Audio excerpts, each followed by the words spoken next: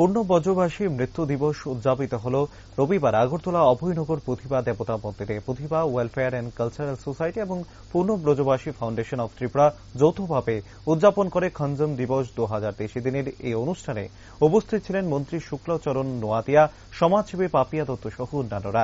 মন্ত্রী শুক্লচরণ নোয়াতিয়া সংবাদ মাধ্যমের সামনে বলেন, যার যার জাতি গোষ্ঠীর পরিচিতির জন্য লড়াই সংগ্রাম করে গেছেন, আমি তাদের শ্রদ্ধা জানাই এবং স্মরণ করি। তিনি আরো বলেন, প্রত্যেকটি জনগোষ্ঠী স্মরণীয় দিনগুলোর শ্রদ্ধার সহিত পালন করা অত্যন্ত প্রয়োজন। অন্যদিকে এই অনুষ্ঠানে সমাজসেবী পাপিয়া দত্ত বলেন, পূর্ণ ব্রজবাসী একজন বীর যোদ্ধা।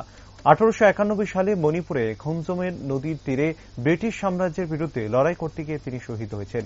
তিনি শহীদের প্রতি শ্রদ্ধা নিবেদন করেন। এই শ্রদ্ধাঞ্জলি অনুষ্ঠানকে ঘিরে মণিপুরী সম্প্রদায়ের মধ্যে ব্যাপক সাড়া পরিলক্ষিত হয়। দেখো, প্রত্যেকটা যার যার সমাজ বা যার যার জাতি এবং যার যার একটা আইডেন্টিটির জন্য যারা সংগ্রাম করে তাদের প্রতি প্রথমে আমার এই আজকের প্রোগ্রামে যারা নিজের জাতি অস্তিত্বের জন্য যারা লড়াই করেছেন, আমি তাদের প্রথমে আমি আমার ব্যক্তিগত তরফ থেকে এবং রাজ্য সরকারের তরফ থেকে আমার স্মরণ করি। এবং আজকে দিনে এইরকম প্রোগ্রাম বা আমাদের যে যারা নিজের জাতির জন্য যারা সংগ্রাম করেছে তাদের যে আজকে আমাদের সমাজের মাধ্যমে যে রেসপেক্ট সম্মানটা, সেটা খুবই অত্যন্ত গুরুত্বপূর্ণ। আজকে মণিপুরীবাসী বা মণিপুরী সম্প্রদায়ের জন্য আজকে দিনে তারা স্টেশিও যারা উদ্বোধন করেছে, তাই আমি অসংখ্য ধন্যবাদ জানাবো।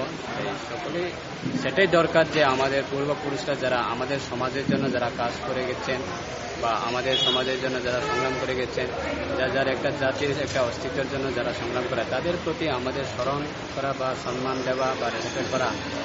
ব্রজবাসী অজেয় বীর যোদ্ধা।